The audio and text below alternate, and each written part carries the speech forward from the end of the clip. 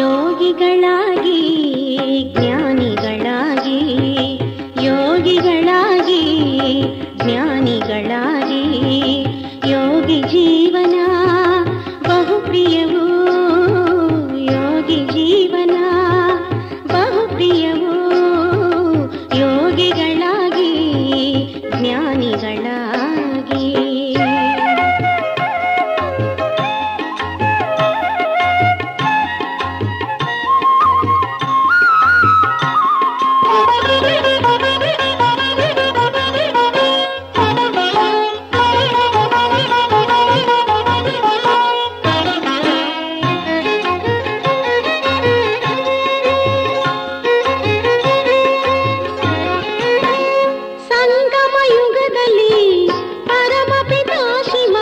ಸಂದೇಶ ನೀಡುತ್ತಿಹ, ಸಂಗಮ ಯುಗದಲ್ಲಿ ಪರಮಪಿತಾ ಶಿವ ಸಂದೇಶ ನೀಡುತ್ತಿಹ. ನೀವೇ ಅವಿನಾಶಿ ಶ್ರೇಷ್ಠಾತ್ಮರು, ನೀವೇ ಅವಿನಾಶಿ ಶ್ರೇಷ್ಠಾತ್ಮರು, ತಿಳಿಯಿರಿ ನೀವೆನುತ, ತಿಳಿಯಿರಿ ನೀವೆನುತ. ಯೋಗಿಗಳಾಗಿ ಜ್ಞಾನಿಗಳಾಗಿ, ಯೋಗಿಗಳಾಗಿ ಜ್ಞಾನಿಗಳಾಗಿ.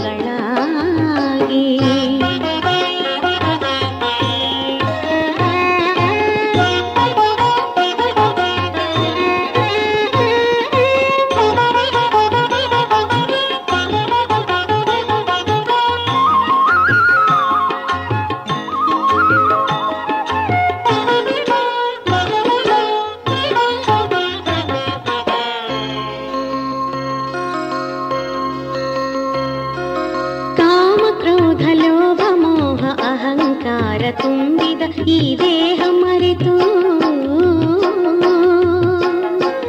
ಕಾಮ ಕ್ರೋಧ ಲೋಭ ಮೋಹ ಅಹಂಕಾರ ತುಂಬಿದ ಈ ದೇಹ ಮರೆತು, ಯೋಗವ ಮಾಡಿ ಪಾಪವ ಕಳೆದು, ಯೋಗವ ಮಾಡಿ ಪಾಪವ ಕಳೆದು, ಆಗಿರಿ ಆಗಿರಿ ಜ್ಞಾನಿಗಳು.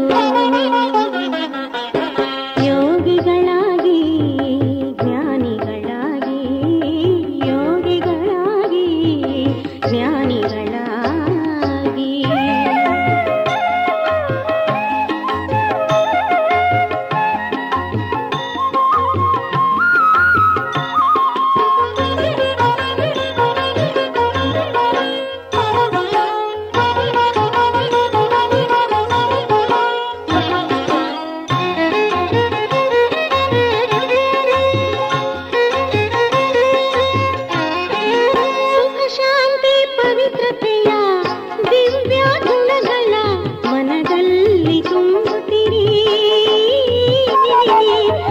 ಶಾಂತಿ ಪವಿತ್ರತೆಯ ದಿವ್ಯ ಗುಣಗಳ ಮನದಲ್ಲಿ ತುಂಬುತ್ತಿರಿ. ಜನ್ಮ ಜನ್ಮದ ವಿಕರ್ಮವ ಸುಟ್ಟು, ಜನ್ಮ ಜನ್ಮದ ವಿಕರ್ಮವ ಸುಟ್ಟು ಸ್ವರ್ಗವ ಸೇರುತ್ತಿರಿ, ಸ್ವರ್ಗವ ಸೇರುತ್ತಿರಿ.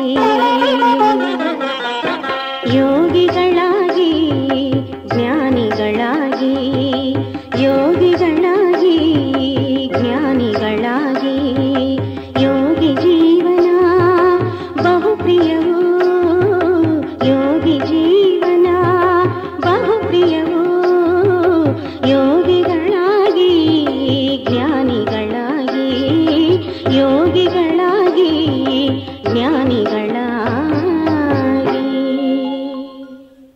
ಓಂ ಶಾಂತಿ. ಮಧುರ ಮಕ್ಕಳೇ, ಆತ್ಮೀಯ ಸರ್ಜನ್ ನಿಮಗೆ ಜ್ಞಾನ ಯೋಗದ ಬಹಳ ಚೆನ್ನಾಗಿರುವ ಅದ್ಭುತವಾದ ಶಕ್ತಿವರ್ಧಕ ಭೋಜನವನ್ನು ತಿನ್ನಿಸುತ್ತಾರೆ. ಈ ಆತ್ಮೀಯ ಭೋಜನವನ್ನು ಪರಸ್ಪರರಲ್ಲಿ ತಿನ್ನಿಸುತ್ತಾ ಎಲ್ಲರ ಕಾಳಜಿಯನ್ನು ಮಾಡುತ್ತೀರಿ. ಪ್ರಶ್ನೆ: ವಿಶ್ವದ ರಾಜ್ಯ ಭಾಗ್ಯವನ್ನು ಪಡೆಯಲು ಯಾವ ಒಂದು ಪ್ರಯತ್ನಪಟ್ಟು ಪಕ್ಕಾ ಅಭ್ಯಾಸವನ್ನು ಮಾಡಿಕೊಳ್ಳಬೇಕೋ? ಉತ್ತರ: ಜ್ಞಾನದ ಮೂರನೇ ನೇತ್ರದಿಂದ ಅಕಾಲ ಸಿಂಹಾಸನಧಾರಿ ಆತ್ಮ ಸಹೋದರನನ್ನು ನೋಡುವಂತಹ ಪ್ರಯತ್ನ ಪಡಿ. ಸಹೋದರನೆಂದು ತಿಳಿದು ಎಲ್ಲರಿಗೂ ಜ್ಞಾನವನ್ನು ಕೊಡಿ. ಮೊದಲು ಸ್ವಯಂವನ್ನು ಆತ್ಮನೆಂದು ತಿಳಿದು ನಂತರ ಸಹೋದರರಿಗೆ ತಿಳಿಸಿ. ಈ ಅಭ್ಯಾಸ ಮಾಡಿಕೊಂಡಾಗ ವಿಶ್ವದ ರಾಜ್ಯಭಾಗ್ಯವೂ ಸಿಗುತ್ತದೆ. ಈ ಅಭ್ಯಾಸದಿಂದ ಶರೀರ ಬಾಣವು ಹೊರಟು ಹೋಗುತ್ತದೆ. ಮಾಯೆಯ ಬಿರುಗಾಳಿ ಹಾಗೂ ಕೆಟ್ಟ ಸಂಕಲ್ಪವೂ ಬರುವುದಿಲ್ಲ. ಅನ್ಯರಿಗೆ ಜ್ಞಾನ ಬಾಣವೂ ಸಹ ಚೆನ್ನಾಗಿ ನಾಟುತ್ತದೆ. ಓಂ ಶಾಂತಿ. ಜ್ಞಾನದ ಮೂರನೇ ನೇತ್ರವನ್ನು ಕೊಡುವಂತಹ ಆತ್ಮೀಯ ತಂದೆಯು ಕುಳಿತು ಆತ್ಮೀಯ ಮಕ್ಕಳಿಗೆ ತಿಳಿಸುತ್ತಾರೆ. ಜ್ಞಾನದ ಮೂರನೆಯ ನೇತ್ರವನ್ನು ತಂದೆಯ ವಿನಃ ಮತ್ಯಾರೂ ಕೊಡಲು ಸಾಧ್ಯವಿಲ್ಲ. ಈಗ ತಾವು ಮಕ್ಕಳಿಗೆ ಜ್ಞಾನದ ಮೂರನೆಯ ನೇತ್ರವೂ ಸಿಕ್ಕಿದೆ. ಈಗ ಈ ಹಳೆಯ ಪ್ರಪಂಚವೂ ಬದಲಾಗುತ್ತದೆ ಎಂಬುದು ನಿಮಗೆ ಗೊತ್ತಿದೆ. ಪಾಪ ಮನುಷ್ಯರಿಗೆ ಯಾರು ಬದಲಾಯಿಸುತ್ತಾರೆ ಹಾಗೂ ಹೇಗೆ ಬದಲಾಗುತ್ತದೆ ಎಂಬುದು ಏನೂ ಗೊತ್ತಿಲ್ಲ. ಏಕೆಂದರೆ ಅವರಿಗೆ ಜ್ಞಾನದ ಮೂರನೆಯ ನೇತ್ರವೇ ಇಲ್ಲ. ತಾವು ಮಕ್ಕಳಿಗೆ ಈಗ ಜ್ಞಾನದ ಮೂರನೆಯ ನೇತ್ರವೂ ಸಿಕ್ಕಿದೆ. ಇದರಿಂದ ತಾವು ಸೃಷ್ಟಿಯ ಆದಿ ಮಧ್ಯ ಅಂತ್ಯವನ್ನು ತಿಳಿದುಕೊಂಡಿದ್ದೀರಿ. ಇದು ಜ್ಞಾನದ ಸ್ಯಾಕ್ರಿನ್ ಆಗಿದೆ. ಸ್ಯಾಕ್ರಿನ್ನ ಒಂದು ಹನಿಯೂ ಸಹ ಎಷ್ಟೊಂದು ಮಧುರವಾಗಿರುತ್ತದೆ. ಜ್ಞಾನದ ಒಂದೇ ಅಕ್ಷರವಾಗಿದೆ ಮನ್ಮನಾಭವ. ಸ್ವಯಂವನ್ನು ಆತ್ಮನೆಂದು ತಿಳಿದು ತಂದೆಯನ್ನು ನೆನಪು ಮಾಡಿ. ತಂದೆಯು ಶಾಂತಿಧಾಮ ಹಾಗೂ ಸುಖಧಾಮದ ಮಾರ್ಗವನ್ನು ತಿಳಿಸುತ್ತಿದ್ದಾರೆ. ತಂದೆಯು ಸ್ವರ್ಗದ ಆಸ್ತಿಯನ್ನು ಕೊಡಲು ಬಂದಿದ್ದಾರೆ ಅಂದಾಗ ಮಕ್ಕಳಿಗೆ ಎಷ್ಟೊಂದು ಖುಷಿ ಇರಬೇಕಾಗಿದೆ. ಖುಷಿಯಂತಹ ಟಾನಿಕ್ ಇಲ್ಲವೆಂದು ಹೇಳುತ್ತಾರೆ. ಯಾರು ಸದಾ ಖುಷಿಯ ಮೋಜಿನಲ್ಲಿರುತ್ತಾರೆಯೋ ಅವರಿಗಾಗಿ ಆ ಖುಷಿಯು ಟಾನಿಕ್ ಆಗುತ್ತದೆ. ಇದು 21 ಜನ್ಮಗಳು ಖುಷಿಯಲ್ಲಿರುವ ಶಕ್ತಿಶಾಲಿ ಟಾನಿಕ್ ಆಗಿದೆ. ಇದೇ ಟಾನಿಕ್ ಅನ್ನು ಸದಾ ಒಬ್ಬರು ಇನ್ನೊಬ್ಬರಿಗೆ ತಿನ್ನಿಸುತ್ತಾ ಇರಿ. ನೀವು ಶ್ರೀಮತದಂತೆ ಎಲ್ಲರ ಆತ್ಮಿಕ ಉಪಚಾರ ಮಾಡುತ್ತೀರಿ. ಸತ್ಯವಾದ ಖುಷಿಯ ಸಮಾಚಾರವೆಂದರೆ ಅನ್ಯರಿಗೆ ತಂದೆಯ ಪರಿಚಯ ಕೊಡುವುದು. ಮಧುರ ಮಕ್ಕಳಿಗೆ ತಿಳಿದಿದೆ, ಬೇಅದ್ದಿನ ತಂದೆಯ ಮೂಲಕ ನಮಗೆ ಜೀವನ್ಮುಕ್ತಿಯ ಟಾನಿಕ್ ಸಿಗುತ್ತದೆ. ಸತ್ಯಯುಗದಲ್ಲಿ ಭಾರತವು ಜೀವನ್ಮುಕ್ತವಾಗಿತ್ತು, ಪಾವನವಾಗಿತ್ತು. ತಂದೆಯು ಬಹಳ ದೊಡ್ಡ ಒಳ್ಳೆಯ ಟಾನಿಕ್ ಅನ್ನು ಕೊಡುತ್ತಾರೆ. ಆದ್ದರಿಂದಲೇ ಅತೀಂದ್ರಿಯ ಸುಖದ ಅನುಭವವನ್ನು ಕೇಳಬೇಕೆಂದರೆ ಗೋಪಿಯರನ್ನು ಕೇಳಿ ಎಂಬ ಗಾಯನವಿದೆ. ಈ ಜ್ಞಾನ ಮತ್ತು ಯೋಗವು ಬಹಳ ಒಳ್ಳೆಯ ಅದ್ಭುತವಾದಂತಹ ಟಾನಿಕ್ ಆಗಿದೆ ಮತ್ತು ಈ ಟಾನಿಕ್ ಒಬ್ಬ ಆತ್ಮಿಕ ಸರ್ಜನ್ನ ಬಳಿಯೇ ಇದೆ. ಮತ್ಯಾರಿಗೂ ಈ ಟಾನಿಕ್ ಬಗ್ಗೆ ತಿಳಿದೇ ಇಲ್ಲ. ಮಧುರ ಮಕ್ಕಳೇ, ನಿಮಗಾಗಿ ನಾನು ಅಂಗೈಯಲ್ಲಿ ಉಡುಗೊರೆಯನ್ನು ತಂದಿದ್ದೇನೆ. ಮುಕ್ತಿ ಜೀವನ್ಮುಕ್ತಿಯ ಉಡುಗೊರೆಯು ನನ್ನ ಬಳಿಯೇ ಇರುತ್ತದೆ. ಆದ್ದರಿಂದ ಕಲ್ಪವು ನಾನೇ ಬಂದು ಕೊಡುತ್ತೇನೆ. ನಂತರ ರಾವಣನು ಕಸಿದುಕೊಳ್ಳುತ್ತಾನೆಂದು ತಂದೆಯು ತಿಳಿಸುತ್ತಾರೆ. ಈಗ ತಾವು ಮಕ್ಕಳಿಗೆ ಎಷ್ಟೊಂದು ಖುಷಿಯ ನಶೆ ಇರಬೇಕೋ, ಏಕೆಂದರೆ ನಿಮಗೆ ಗೊತ್ತಿದೆ ನಮ್ಮ ಒಬ್ಬ ತಂದೆಯೇ ಶಿಕ್ಷಕ ಮತ್ತು ಸತ್ಯವಾದಂತಹ ಸದ್ಗುರುವಾಗಿದ್ದಾರೆ. ಅವರು ನಮ್ಮನ್ನು ಜೊತೆ ಕರೆದುಕೊಂಡು ಹೋಗುತ್ತಾರೆ. ಆ ಪ್ರಿಯ ತಂದೆಯಿಂದ ವಿಶ್ವದ ರಾಜ್ಯಭಾಗ್ಯವೂ ಸಿಗುತ್ತದೆ. ಇದು ಕಡಿಮೆ ಮಾತೇನು? ಸದಾ ಹರ್ಷಿತವಾಗಿರಬೇಕು. ಈಶ್ವರಿಯ ವಿದ್ಯಾರ್ಥಿ ಜೀವನವು ಶ್ರೇಷ್ಠವಾಗಿದೆ. Godly student life is the best. ಇದು ಈಗಿನದೇ ಗಾಯನವಾಗಿದೆ. ಮತ್ತೆ ಹೊಸ ಪ್ರಪಂಚದಲ್ಲಿಯೂ ಸಹ ಸದಾ ನೀವು ಖುಷಿಯಲ್ಲಿಯೇ ಇರುತ್ತೀರಿ.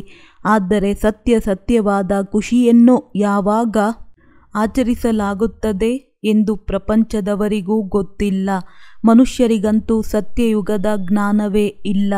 ಆದ್ದರಿಂದ ಅವರು ಇಲ್ಲಿಯೇ ಆಚರಿಸುತ್ತಿರುತ್ತಾರೆ. ಆದರೆ ಈ ಹಳೆಯ ತಮೋಪ್ರಧಾನ ಪ್ರಪಂಚದಲ್ಲಿ ಖುಷಿ ಎಲ್ಲಿಂದ ಬಂದಿತು? ಇಲ್ಲಂತೂ ಅಯ್ಯೋ ಎನ್ನುತ್ತಿರುತ್ತಾರೆ. ಇದು ಎಷ್ಟೊಂದು ದುಃಖದ ಪ್ರಪಂಚವಾಗಿದೆ. ತಂದೆಯು ನೀವು ಮಕ್ಕಳಿಗೆ ಎಷ್ಟೊಂದು ಸಹಜವಾದ ಮಾರ್ಗವನ್ನು ತಿಳಿಸುತ್ತಾರೆ. ಮಕ್ಕಳೇ, ಗೃಹಸ್ಥ ವ್ಯವಹಾರದಲ್ಲಿರುತ್ತಾ ಕಮಲ ಪುಷ್ಪ ಸಮಾನರಾಗಿರಿ. ಉದ್ಯೋಗ, ವ್ಯವಹಾರ ಮೊದಲಾದವುಗಳನ್ನು ಮಾಡುತ್ತಾ ಇರಿ. ಹೇಗೆ ಪ್ರಿಯತಮ ಮತ್ತು ಪ್ರಿಯತಮೆಯರು ಒಬ್ಬರು ಇನ್ನೊಬ್ಬರನ್ನು ನೆನಪು ಮಾಡುತ್ತಿರುತ್ತಾರೆ, ಇವರು ಅವರಿಗಾಗಿಯೇ ಇರುತ್ತಾರೆ. ಆದರೆ ಇಲ್ಲಿ ಆ ಮಾತಿಲ್ಲ. ಇಲ್ಲಿ ನೀವೆಲ್ಲರೂ ಒಬ್ಬ ಪ್ರಿಯತಮನಿಗೆ ಜನ್ಮ ಜನ್ಮಾಂತರದಿಂದ ಪ್ರಿಯತಮೆಯರಾಗಿದ್ದೀರಿ. ತಂದೆಯು ನಿಮಗೆ ಎಂದೂ ಪ್ರಿಯತಮೆಯಾಗುವುದಿಲ್ಲ. ನೀವು ಆ ಪ್ರಿಯತಮನು ಬರುವುದಕ್ಕಾಗಿಯೇ ನೆನಪು ಮಾಡುತ್ತಾ ಬಂದಿದ್ದೀರಿ. ಯಾರಿಗೆ ಹೆಚ್ಚಿನ ದುಃಖವಾಗುತ್ತದೆಯೋ ಆಗಲೇ ಹೆಚ್ಚಾಗಿ ಸ್ಮರಣೆ ಮಾಡುತ್ತಾರೆ. ಆದ್ದರಿಂದಲೇ ದುಃಖದಲ್ಲಿ ಎಲ್ಲರೂ ಸ್ಮರಿಸುತ್ತಾರೆ, ಸುಖದಲ್ಲಿ ಸ್ಮರಣೆ ಮಾಡುವುದಿಲ್ಲವೆಂಬ ಗಾಯನವಿದೆ. ಈ ಸಮಯದಲ್ಲಿ ತಂದೆಯೂ ಸಹ ಸರ್ವಶಕ್ತಿವಂತನಾಗಿದ್ದಾರೆ. ದಿನ ಪ್ರತಿದಿನ ಮಾಯೆಯೂ ಸಹ ಸರ್ವಶಕ್ತಿವಂತ, ತಮೋ ಪ್ರಧಾನವಾಗುತ್ತಾ ಹೋಗುತ್ತದೆ. ಆದ್ದರಿಂದ ತಂದೆಯು ಈಗ ತಿಳಿಸುತ್ತಾರೆ, ಮಧುರ ಮಕ್ಕಳೇ, ಆತ್ಮ ಅಭಿಮಾನಿಗಳಾಗಿ ತಮ್ಮನ್ನು ಆತ್ಮನೆಂದು ತಿಳಿದು ತಂದೆಯಾದ ನನ್ನನ್ನು ನೆನಪು ಮಾಡಿ, ಜೊತೆಗೆ ದೈವಿ ಗುಣಗಳನ್ನು ಧಾರಣೆ ಮಾಡಿ. ಆಗ ನೀವು ಲಕ್ಷ್ಮೀನಾರಾಯಣನ ಸಮಾನರಾಗಿ ಬಿಡುತ್ತೀರಿ. ಈ ವಿದ್ಯೆಯಲ್ಲಿ ಮುಖ್ಯ ಮಾತು ನೆನಪಿನದ್ದಾಗಿದೆ. ಸರ್ವಶ್ರೇಷ್ಠ ತಂದೆಯನ್ನು ಬಹಳ ಪ್ರೀತಿ ಹಾಗೂ ಸ್ನೇಹದಿಂದ ನೆನಪು ಮಾಡಬೇಕು. ಅವರೇ ಹೊಸ ಪ್ರಪಂಚವನ್ನು ಸ್ಥಾಪನೆ ಮಾಡುವವರಾಗಿದ್ದಾರೆ. ತಂದೆಯು ತಿಳಿಸುತ್ತಾರೆ, ನೀವು ಮಕ್ಕಳನ್ನು ವಿಶ್ವದ ಮಾಲೀಕರನ್ನಾಗಿ ಮಾಡುವುದಕ್ಕಾಗಿಯೇ ಬಂದಿದ್ದೇನೆ. ಆದ್ದರಿಂದ ಈಗ ನನ್ನನ್ನು ನೆನಪು ಮಾಡಿ. ಆಗ ನಿಮ್ಮ ಅನೇಕ ಜನ್ಮಗಳ ಪಾಪವು ಪರಿಹಾರವಾಗುತ್ತದೆ. ಪತಿತ ಪಾವನ ತಂದೆಯನ್ನೇ ಕರೆಯುತ್ತಾರಲ್ಲವೇ? ಆದ್ದರಿಂದ ಈಗ ತಂದೆಯು ಬಂದಿದ್ದಾರೆಂದ ಮೇಲೆ ಅವಶ್ಯವಾಗಿ ಪಾವನರಾಗಲೇಬೇಕಾಗುತ್ತದೆ. ತಂದೆಯು ದುಃಖಹರ್ತ ಸುಖಕರ್ತನಾಗಿದ್ದಾರೆ. ಅವಶ್ಯವಾಗಿ ಸತ್ಯಯುಗವು ಪಾವನ ಪ್ರಪಂಚವಾಗಿತ್ತು. ಆಗ ಎಲ್ಲರೂ ಸುಖಿಯಾಗಿದ್ದರು. ಈಗ ತಂದೆಯು ಪುನಃ ತಿಳಿಸುತ್ತಾರೆ, ಮಕ್ಕಳೇ, ಶಾಂತಿಧಾಮ ಮತ್ತು ಸುಖಧಾಮವನ್ನು ನೆನಪು ಮಾಡುತ್ತಾ ಇರಿ. ಈಗ ಸಂಗಮ ಯುಗವಾಗಿದೆ.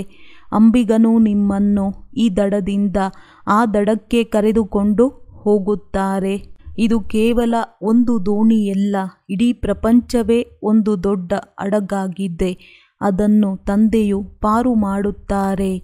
ತಾವು ಮಧುರ ಮಕ್ಕಳಿಗೆ ಎಷ್ಟು ಖುಷಿಯಾಗಬೇಕೋ ನಿಮಗಾಗಿ ಸದಾ ಖುಷಿಯೇ ಖುಷಿ ಇದೆ.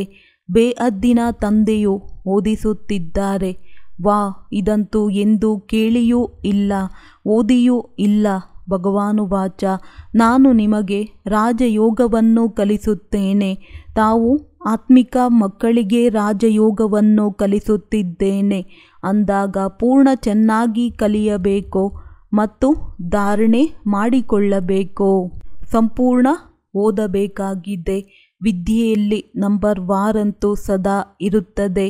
ಸ್ವಯಂವನ್ನು ನೋಡಿಕೊಳ್ಳಿ. ನಾನು ಉತ್ತಮನೇ, ಮಧ್ಯಮನೇ, ಕನಿಷ್ಠನೇ? ತಂದೆಯು ಹೇಳುತ್ತಾರೆ, ಸ್ವಯಂವನ್ನು ನೋಡಿಕೊಳ್ಳಿ. ನಾನು ಉತ್ತಮನಾಗಲು ಯೋಗ್ಯನಾಗಿದ್ದೇನೆಯೇ? ಆತ್ಮೀಯ ಸರ್ವಿಸ್ ಮಾಡುತ್ತೇನೆಯೇ? ಏಕೆಂದರೆ ತಂದೆಯು ಹೇಳುತ್ತಾರೆ, ಮಕ್ಕಳೇ, ಸೇವಾದಾರಿಗಳಾಗಿ ಅನುಸರಣೆ ಮಾಡಿ. ನಾನು ಸೇವೆಗಾಗಿಯೇ ಬಂದಿದ್ದೇನೆ. ಪ್ರತಿನಿತ್ಯ ಸೇವೆ ಮಾಡುತ್ತೇನೆ. ಆದ್ದರಿಂದಲೇ ಈ ರಥವನ್ನು ಪಡೆದಿದ್ದೇನೆ. ಇವರ ರಥಕ್ಕೆ ಕಾಯಿಲೆ ಬಂದರೆ ನಾನು ಇವರಲ್ಲಿ ಕುಳಿತು ಮುರುಳಿಯನ್ನು ಬರೆಯುತ್ತೇನೆ.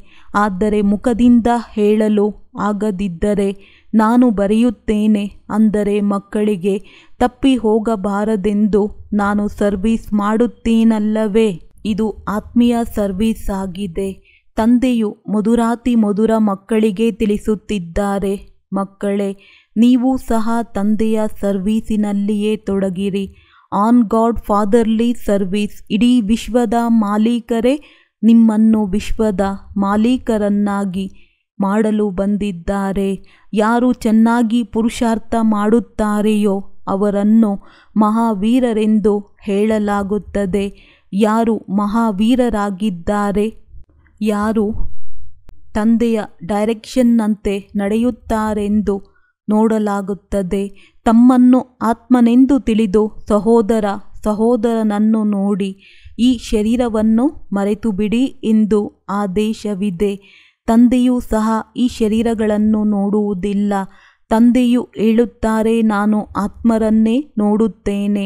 ಬಾಕಿ ಇದಂತೂ ಜ್ಞಾನವಾಗಿದೆ, ಏಕೆಂದರೆ ಆತ್ಮವು ಶರೀರದ ವಿನಃ ಮಾತನಾಡಲು ಸಾಧ್ಯವಿಲ್ಲ. ನಾನೂ ಸಹ ಈ ಶರೀರದಲ್ಲಿ ಬಂದಿದ್ದೇನೆ, ಆಧಾರವಾಗಿ ತೆಗೆದುಕೊಂಡಿರುವುದಾಗಿದೆ. ಶರೀರದ ಜೊತೆಯಲ್ಲಿಯೇ ಆತ್ಮವು ಓದಲು ಸಾಧ್ಯ. ತಂದೆಯ ಆಸನವು ಇದಾಗಿದೆ, ಬ್ರಹ್ಮನತನು. ಇದು ಅಕಾಲ ಸಿಂಹಾಸನ. ಆತ್ಮವು ಅಕಾಲ ಮೂರ್ತಿಯಾಗಿದೆ. ಆತ್ಮವು ಎಂದೂ ಚಿಕ್ಕದ್ದು ದೊಡ್ಡದಾಗುವುದಿಲ್ಲ. ಶರೀರವು ಚಿಕ್ಕದ್ದು ದೊಡ್ಡದಾಗುವುದು. ಯಾರೆಲ್ಲರೂ ಆತ್ಮರಿದ್ದಾರೆಯೋ ಅವರೆಲ್ಲರ ಸಿಂಹಾಸನವು ಭ್ರುಕುಟಿಯ ಮಧ್ಯವಾಗಿದೆ. ಎಲ್ಲರಿಗೂ ಶರೀರವಂತೂ ಬೇರೆ ಬೇರೆಯಾಗಿದೆ. ಕೆಲವರ ಅಕಾಲ ಸಿಂಹಾಸನವು ಪುರುಷನದ್ದಾಗಿದೆ, ಕೆಲವರದ್ದು ಅಕಾಲ ಸಿಂಹಾಸನವು ಸ್ತ್ರೀಯರದ್ದಾಗಿದೆ, ಕೆಲವರ ಅಕಾಲ ಸಿಂಹಾಸನ ಮಕ್ಕಳದ್ದಾಗಿದೆ. ತಂದೆಯು ಕುಳಿತು ಮಕ್ಕಳಿಗೆ ಆತ್ಮೀಯ ವ್ಯಾಯಾಮವನ್ನು ಕಲಿಸುತ್ತಾರೆ. ಯಾರ ಜೊತೆಯಲ್ಲಾದರೂ ಮಾತನಾಡುವಾಗ ಮೊದಲು ಆತ್ಮನೆಂದು ತಿಳಿಯಿರಿ. ನಾನಾತ್ಮ ಎಂತಹ ಸಹೋದರನೊಂದಿಗೆ ಮಾತನಾಡುತ್ತೇನೆ. ಶಿವ ತಂದೆಯನ್ನು ನೆನಪು ಮಾಡಿ ಎಂದು ತಂದೆಯ ಸಂದೇಶವನ್ನು ಕೊಡಬೇಕು. ನೆನಪಿನಿಂದಲೇ ತುಕ್ಕು ಇಳಿಯುತ್ತದೆ. ಚಿನ್ನದಲ್ಲಿ ಯಾವಾಗ ಮಿಶ್ರಣವಾಗುತ್ತದೆ ಆಗ ಚಿನ್ನದ ಬೆಲೆಯೇ ಕಡಿಮೆಯಾಗುತ್ತದೆ. ತಾವಾತ್ಮಗಳಲ್ಲಿಯೂ ತುಕ್ಕು ಬೀಳುವುದರಿಂದ ಬೆಲೆ ಇಲ್ಲದವರಾಗಿ ಬಿಟ್ಟಿದ್ದೀರಿ. ಈಗ ಪುನಃ ಪಾವನರಾಗಬೇಕು. ತಾವಾತ್ಮರಿಗೆ ಈಗ ಜ್ಞಾನದ 3ನೆಯ ನೇತ್ರವು ಸಿಕ್ಕಿದೆ. ಆ ನೇತ್ರದಿಂದ ತಮ್ಮ ಸಹೋದರರನ್ನು ನೋಡಿ. ಸಹೋದರನನ್ನು ನೋಡುವುದರಿಂದ ಕರ್ಮೇಂದ್ರಿಯಗಳು ಎಂದೂ ಚಂಚಲವಾಗುವುದಿಲ್ಲ. ರಾಜ್ಯಭಾಗ್ಯವನ್ನು ಪಡೆಯಬೇಕು. ವಿಶ್ವದ ಮಾಲೀಕರಾಗಲು ಈ ಪ್ರಯತ್ನ ಪಡಿ. ಸಹೋದರನೆಂದು ತಿಳಿದು ಎಲ್ಲರಿಗೂ ಈ ಜ್ಞಾನವನ್ನು ಕೊಡಿ. ನಂತರ ಈ ಅಭ್ಯಾಸವು ಪಕ್ಕಾ ಆಗಿಬಿಡುವುದು. ತಾವೆಲ್ಲ ಸತ್ಯ ಸಹೋದರರಾಗಿದ್ದೀರಿ. ತಂದೆಯೂ ಸಹ ಮೇಲಿಂದ ಬಂದಿದ್ದಾರೆ, ನೀವು ಸಹ ಅಲ್ಲಿಂದಲೇ ಬಂದಿದ್ದೀರಿ. ತಂದೆ ಮಕ್ಕಳ ಸಹಿತ ಸರ್ವೀಸ್ ಮಾಡುತ್ತಿದ್ದಾರೆ. ಸರ್ವೀಸ್ ಮಾಡಲು ತಂದೆಯು ಧೈರ್ಯ ಕೊಡುತ್ತಾರೆ. ನಾನು ಸಹೋದರ ಆತ್ಮನಿಗೆ ಓದಿಸುತ್ತೇನೆ. ಈ ಅಭ್ಯಾಸ ಮಾಡಬೇಕು. ಆತ್ಮವೇ ಓದುತ್ತದೆ ಎಲ್ಲವೇ. ಇದಕ್ಕೆ ಆಧ್ಯಾತ್ಮಿಕ ಜ್ಞಾನವೆನ್ನಲಾಗುತ್ತದೆ. ಈ ಜ್ಞಾನವು ಆತ್ಮೀಯ ತಂದೆಯಿಂದಲೇ ಸಿಗುತ್ತದೆ. ಸ್ವಯಂವನ್ನು ಆತ್ಮನೆಂದು ತಿಳಿಯಿರಿ ಎಂಬ ಜ್ಞಾನವನ್ನು ಸಂಗಮದಲ್ಲಿ ತಂದೆಯೇ ಬಂದು ಕೊಡುತ್ತಾರೆ. ತಾವು ಅಶರೀರಿಗಳಾಗಿ ಬಂದಿದ್ದೀರಿ. ಪುನಃ ಶರೀರ ಧಾರಣೆ ಮಾಡಿ ತಾವು 84 ಜನ್ಮಗಳ ಪಾತ್ರವನ್ನು ಅಭಿನಯಿಸಿದ್ದೀರಿ. ಈಗ ಮತ್ತೆ ಹಿಂದಿರುಗಬೇಕು.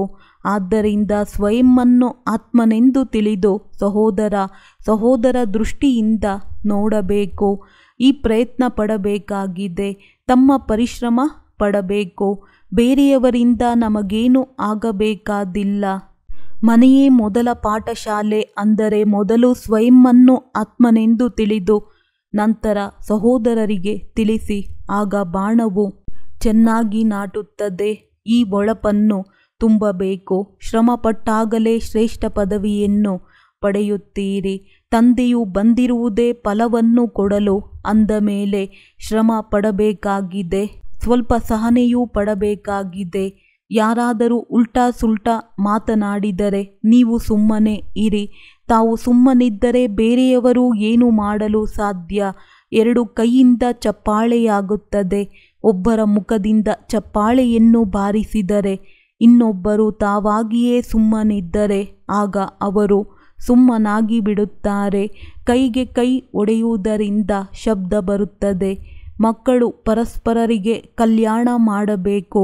ತಂದೆಯು ಹೇಳುತ್ತಾರೆ, ಮಕ್ಕಳೇ, ಸದಾ ಖುಷಿಯಲ್ಲಿರಲು ಇಚ್ಛೆ ಇದ್ದರೆ ಮನ್ಮನಾಭವ ಸ್ವಯಂವನ್ನು ಆತ್ಮ ಎಂದು ತಿಳಿದು ತಂದೆಯನ್ನು ನೆನಪು ಮಾಡಿ. ಆತ್ಮಗಳ ಕಡೆ ನೋಡಿ, ಸಹೋದರನಿಗೂ ಈ ಜ್ಞಾನವನ್ನು ಕೊಡಿ. ಯೋಗ ಮಾಡಿಸುತ್ತಿದ್ದಾಗಲೂ ತಮ್ಮನ್ನು ಆತ್ಮನೆಂದು ತಿಳಿದು ಸಹೋದರನನ್ನು ನೋಡುತ್ತೀರಿ ಅಂದಾಗ ಸರ್ವಿಸ್ ಚೆನ್ನಾಗಿ ಆಗುತ್ತದೆ. ಸಹೋದರರಿಗೆ ತಿಳಿಸಿ ಎಂದು ತಂದೆಯು ಹೇಳುತ್ತಾರೆ.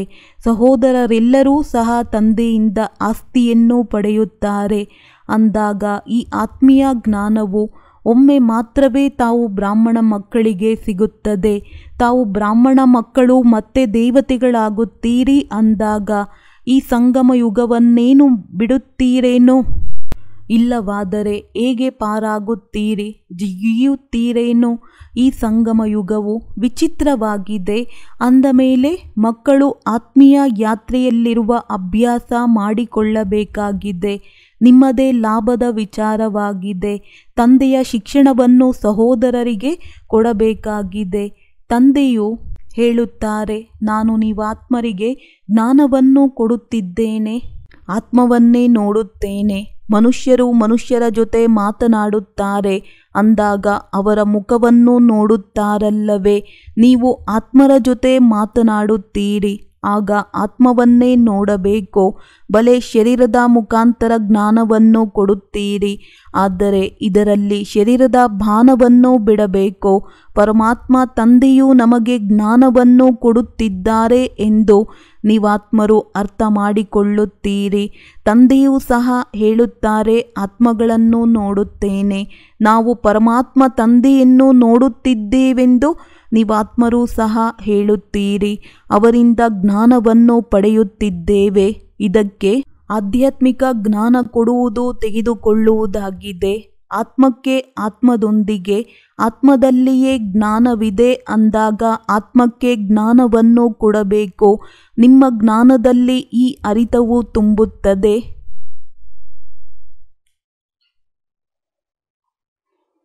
ಆಗ ಯಾರಿಗಾದರೂ ತಿಳಿಸುವುದರಿಂದ ತಕ್ಷಣ ಜ್ಞಾನವು ನಾಟುತ್ತದೆ. ತಂದೆಯೂ ತಿಳಿಸುತ್ತಾರೆ, ಜ್ಞಾನವನ್ನು ಅಭ್ಯಾಸ ಮಾಡಿ ನೋಡಿ, ಆಗ ಬಾಣವೂ ನಾಟುತ್ತದೆ. ಈ ಹೊಸ ಅಭ್ಯಾಸವನ್ನು ಮಾಡಿಕೊಳ್ಳಬೇಕಾದರೆ ಶರೀರ ಬಾಣವು ಹೊರಟು ಹೋಗುತ್ತದೆ. ಮಾಯೆಯ ಬಿರುಗಾಳಿ ಕಡಿಮೆ ಬರುತ್ತದೆ. ಕೆಟ್ಟ ಸಂಕಲ್ಪಗಳು ಬರುವುದಿಲ್ಲ, ಕುದೃಷ್ಟಿಯೂ ಬರುವುದಿಲ್ಲ. ನಾವಾತ್ಮ 84ರ ಚಕ್ರವನ್ನು ಸುತ್ತು ಹಾಕಿದೆವು. ಈಗ ನಾಟಕವು ಪೂರ್ಣವಾಗುತ್ತದೆ. ಈಗ ತಂದೆಯ ನೆನಪಿನಲ್ಲಿರಬೇಕಾಗಿದೆ. ನೆನಪಿನಿಂದಲೇ ತಮೋ ಪ್ರಧಾನರಿಂದ ಸತೋ ಪ್ರಧಾನರಾಗಿ ಸತೋ ಪ್ರಧಾನ ಪ್ರಪಂಚದ ಮಾಲೀಕರಾಗುತ್ತೀರಿ. ಎಷ್ಟೊಂದು ಸಹಜವಾಗಿದೆ. ಮಕ್ಕಳಿಗೆ ಈ ಶಿಕ್ಷಣವನ್ನು ಕೊಡುವುದೇ ನನ್ನ ಪಾತ್ರವಾಗಿದೆ ಎಂದು ತಂದೆಗೆ ಗೊತ್ತಿದೆ. ಯಾವುದೇ ಹೊಸ ಮಾತಿಲ್ಲ. ಪ್ರತಿ 5000 ವರ್ಷದ ನಂತರ ನಾನು ಬರಲೇಬೇಕಾಗಿದೆ. ನಾನು ಬಂಧಿತನಾಗಿದ್ದೇನೆ. ಮಕ್ಕಳಿಗೆ ಕುಳಿತು ತಿಳಿಸುತ್ತೇನೆ, ಮಧುರ ಮಕ್ಕಳೇ, ಆತ್ಮೀಯ ನೆನಪಿನ ಯಾತ್ರೆಯಲ್ಲಿರಿ, ಆಗ ಅಂತ್ಯಮತಿ ಸೋಗತಿಯಾಗುತ್ತದೆ ಅಂದಾಗ ಇದು ಅಂತ್ಯಕಾಲವಾಗಿದೆ ಎಲ್ಲವೇ. ನನ್ನೊಬ್ಬನನ್ನೇ ನೆನಪು ಮಾಡಿದಾಗ ನಿಮ್ಮ ಸದ್ಗತಿಯಾಗುತ್ತದೆ. ಆತ್ಮ ಅಭಿಮಾನಿಯಾಗುವ ಈ ಶಿಕ್ಷಣವು ಒಮ್ಮೆ ಮಾತ್ರವೇ ತಾವು ಮಕ್ಕಳಿಗೆ ಸಿಗುತ್ತದೆ. ಎಷ್ಟೊಂದು ಅದ್ಭುತ ಜ್ಞಾನವಾಗಿದೆ. ತಂದೆಯು ಅದ್ಭುತ ಅಂದಾಗ ತಂದೆಯ ಜ್ಞಾನವು ಅದ್ಭುತವೇ. ಇದನ್ನು ಎಂದೂ ಯಾರೂ ಹೇಳಲು ಸಾಧ್ಯವಿಲ್ಲ. ಈಗ ಹಿಂತಿರುಗಿ ಹೋಗಬೇಕಾಗಿದೆ. ಆದ್ದರಿಂದ ತಂದೆಯು ಹೇಳುತ್ತಾರೆ, ಮಧುರ ಮಕ್ಕಳೇ, ಈ ಅಭ್ಯಾಸವನ್ನು ಮಾಡಿ ಸ್ವಯಂವನ್ನು ಆತ್ಮನೆಂದು ತಿಳಿದು ಆತ್ಮಕ್ಕೆ ಜ್ಞಾನವನ್ನು ಕೊಡಿ. 3ನೆಯ ನೇತ್ರದಿಂದ ಸಹೋದರನನ್ನು ನೋಡಬೇಕೆಂದಾಗ ಇದು ಬಹಳ ಕಷ್ಟವಾಗಿದೆ. ಒಳ್ಳೆಯದು. ಮಧುರಾತಿ ಮಧುರ ಅಗಲಿ ಹೋಗಿ ಮರಳಿ ಸಿಕ್ಕಿರುವಂತಹ ಮಕ್ಕಳಿಗೆ ಪ್ರೀತಿಯ ಮಾತ್ಪಿತಾ ಬಾಪ್ದಾದರವರ ನೆನಪು, ಪ್ರೀತಿ ಹಾಗೂ ಸುಪ್ರಭಾತ. ಆತ್ಮೀಯ ಮಕ್ಕಳಿಗೆ ಆತ್ಮೀಯ ತಂದೆಯ ನಮಸ್ತೆ. ಧಾರಣೆಗಾಗಿ ಮುಖ್ಯ ಸಾರ.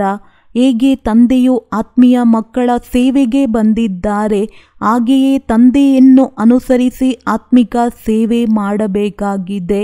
ತಂದೆಯ ಆದೇಶದಂತೆ ನಡೆದು ಖುಷಿಯ ಟಾನಿಕ್ ತಿಂದು ಅನ್ಯರಿಗೂ ತಿನ್ನಿಸಬೇಕಾಗಿದೆ. ಯಾರಾದರೂ ಉಲ್ಟಾ ಸುಲ್ಟಾ ಮಾತನಾಡಿದರೆ ಶಾಂತವಾಗಿರಬೇಕಾಗಿದೆ. ಮುಖದಿಂದ ಶಬ್ದ ಬರಬಾರದು, ಸಹನೆ ಮಾಡಿಕೊಳ್ಳಬೇಕಾಗಿದೆ. ವರದಾನ: ದೃಢತೆಯ ಶಕ್ತಿಯಿಂದ ಮನಸ್ಸು ಬುದ್ಧಿಯನ್ನು ಸೀಟ್ ಮೇಲೆ ಸೆಟ್ ಮಾಡುವಂತಹ ಸಹಜ ಯೋಗಿ ಭವ. ಮಕ್ಕಳಿಗೆ ತಂದೆಯ ಜೊತೆ ಪ್ರೀತಿ ಇದೆ, ಆದ್ದರಿಂದ ನೆನಪಿನಲ್ಲಿ ಶಕ್ತಿಶಾಲಿಯಾಗಿ ಕುಳಿತುಕೊಳ್ಳುವ, ನಡೆಯುವ, ಸೇವೆ ಮಾಡುವ ಕಡೆ ಗಮನ ಬಹಳ ಕೊಡುತ್ತಾರೆ. ಆದರೆ ಮನಸ್ಸಿನ ಮೇಲೆ ಒಂದು ವೇಳೆ ಪೂರ್ತಿ ನಿಯಂತ್ರಣ ಇಲ್ಲದೇ ಇದ್ದರೆ ಸ್ವಲ್ಪ ಸಮಯ ಸರಿಯಾಗಿ ಕುಳಿತಿರುವಿರಿ, ನಂತರ ಅಲುಗಾಡುವುದು, ತೂಗಾಡುವುದು ಪ್ರಾರಂಭ ಮಾಡುವಿರಿ. ಕೆಲವೊಮ್ಮೆ ಸೆಟ್ ಆಗುವಿರಿ, ಕೆಲವೊಮ್ಮೆ ಅಪ್ಸೆಟ್ ಆಗುವಿರಿ. ಆದರೆ ಏಕಾಗ್ರತೆಯ ಅಥವಾ ದೃಢತೆಯ ಶಕ್ತಿಯಿಂದ ಮನಸ್ಸು ಬುದ್ಧಿಯನ್ನು ಏಕರಸ ಸ್ಥಿತಿಯ ಸೀಟ್ ಮೇಲೆ ಸೆಟ್ ಮಾಡಿದರೆ ಸಹಜ ಯೋಗಿಗಳಾಗುವಿರಿ. ಸ್ಲೋಗನ್: ಯಾವುದೇ ಶಕ್ತಿಗಳನ್ನು ಸಮಯದಲ್ಲಿ ಉಪಯೋಗಿಸಿ, ಆಗ ಬಹಳ ಒಳ್ಳೊಳ್ಳೆಯ ಅನುಭವವಾಗುವುದು. ಅವ್ಯಕ್ತ ಸೈಲೆನ್ಸ್ನ ಮೂಲಕ ಡಬಲ್ ಲೈಟ್ ಫರಿಷ್ಠಾ ಸ್ಥಿತಿಯ ಅನುಭವ ಮಾಡಿ. ಈಗ ಪ್ರತಿಯೊಬ್ಬ ಬ್ರಾಹ್ಮಣರು ಬ್ರಹ್ಮ ತಂದೆಯ ಸಮಾನ ಚೈತನ್ಯ ಚಿತ್ರವಾಗಿರಿ. ಲೈಟ್ ಮತ್ತು ಮೈಟ್ ಹೌಸ್ನ ಮಿಂಚು ನೋಟವಾಗಿರಿ. ಸಂಕಲ್ಪ ಶಕ್ತಿಯ ಶಾಂತಿಯ ಭಾಷಣದ ತಯಾರಿ ಮಾಡಿ. ಕರ್ಮಾತೀತರು ಡಬಲ್ ಲೈಟ್ ಫರಿಷ್ಠಾ ಸ್ಟೇಜ್ನ ಮೇಲೆ ವರದಾನಿ ಮೂರ್ತರ ಪಾತ್ರ ಅಭಿನಯಿಸುವವರು ಆಗ ಸಂಪೂರ್ಣ ಸಮೀಪ ಬರುವರು. ಆ ಕರ್ಮಾತೀತ ಸ್ಟೇಜ್ನ ಆಧಾರದ ಮೇಲೆ ಯಾರ ಪ್ರತಿ ಏನು ಸಂಕಲ್ಪ ಮಾಡುವರೋ ಅವರ ಹತ್ತಿರ ಆ ಸಂಕಲ್ಪ ತಲುಪಿಬಿಡುವುದು. ಒಳ್ಳೆಯದು. ಓಂ ಶಾಂತಿ.